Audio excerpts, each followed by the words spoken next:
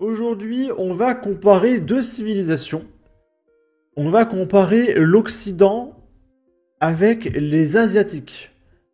Et étant donné que ce genre de vidéo n'est pas très apprécié de l'algorithme de YouTube, on se contentera de regarder image par image, à coup par à coup.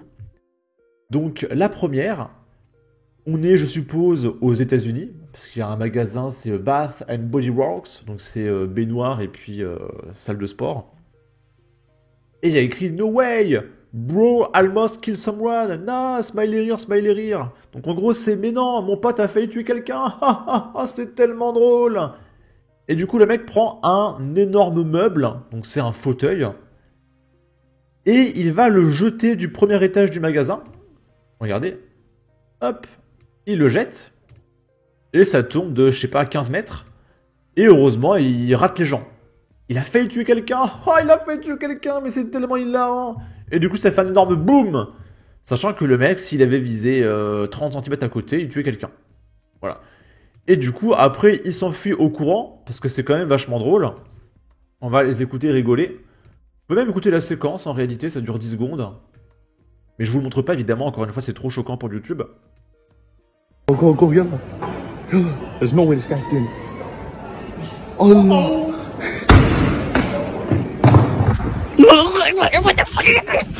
Go, get him. Voilà, et après, il part en courant.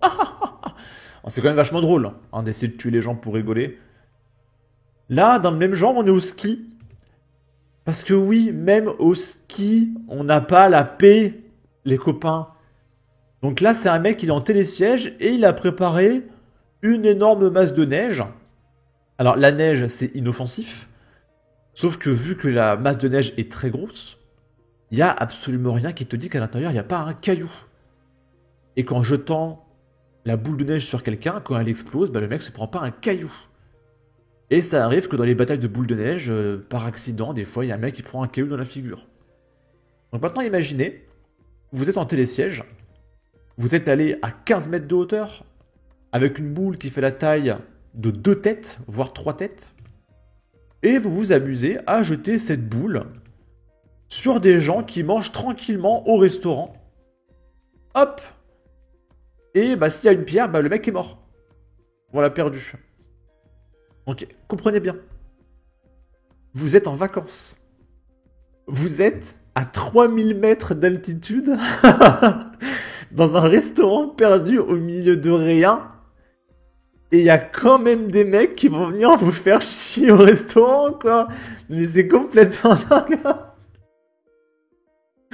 Tu n'es pas en paix à 3000 mètres d'altitude au restaurant au milieu de la montagne, quoi. Où est-ce qu'on peut être en paix? En Antarctique? Et encore, on sait pas, hein. C'est quoi, il va falloir déménager sous l'océan? C'est complètement lunaire. Et du coup, bah pareil, ils vont se prendre la boule de neige. Si vous voulez, on peut regarder la séquence. Enfin, la regarder. L'écouter. Je vous laisse fermer les yeux et imaginer. Bon appétit.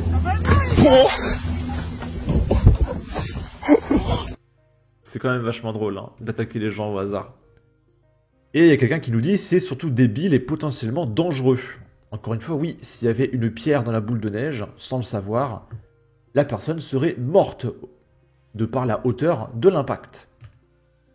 Et maintenant, on va comparer ça avec l'Asie.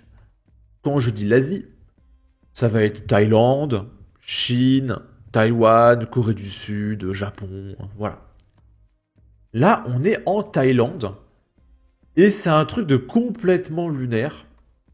Alors je sais pas si c'est l'Asie qui est fantastique, ou si c'est nous qui sommes trop habitués à vivre dans un trou à merde, mais moi je trouve ça complètement lunaire, je ferais jamais ça personnellement. Hein. Mais il y a une borne de recharge de téléphone, et tu branches ton téléphone, tu pars, tu te balades et tu reviens 1 heure après. Et ton téléphone a chargé. Et absolument personne ne te vole ton téléphone. Imaginez, on fait ça en Seine-Saint-Denis. Je suis sûr que je vais aux toilettes, je reviens, les 6 téléphones ont disparu. Je trouve ça absolument lunaire. Ah, y a pas de son? Ok. Surtout qu'il y a des touristes. Même si Thaïlande, c'est safe et tout. T'es pas à l'abri qu'il y ait un touriste qui partage pas tes codes culturels, qui les vole. Moi, je me permettrais pas, même en Thaïlande, de faire ça, quoi. Je suis trop habitué à surveiller mes arrières, en fait, en France. Je sais pas ce que vous en pensez. Et là, c'est Lorraine des Asiatiques à droite qui nous partage confucianisme, je sais pas ce que ça veut dire, vs islamisme. Attention, c'est violent. Et c'est Marc Guyon qui nous dit pourquoi de telles différences est-ce culturel. Et avant, on va faire un truc. J'ai pas envie de rester inculte. C'est quoi confucianisme? Le confucianisme est une philosophie d'un système de pensée qui trouve leurs origines en Chine ancienne, développée à partir des enseignements de Confucius. En gros, c'est le système de pensée chinois. Ok. Et du coup, là, on est dans un métro chinois, et les gens font la queue. Je coupe le son au cas où, parce qu'avec le bruit du métro, qui est très fort, j'ai peur que YouTube se dise que c'est un peu trop violent, on sait jamais. Et donc regardez, là les gens sortent à la queue leu du métro, et les gens à l'extérieur attendent que les gens sortent à la queue leu. Ils attendent leur tour.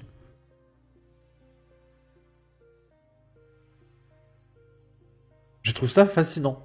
Ça devrait être la norme, hein, mais je suis trop habitué au trou à merde français en fait.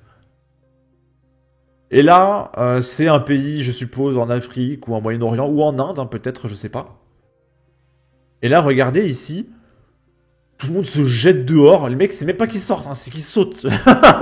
Ils sautent. Et là, lui, il essaie de rentrer alors que les autres sont pas encore sortis, ils se bousculent.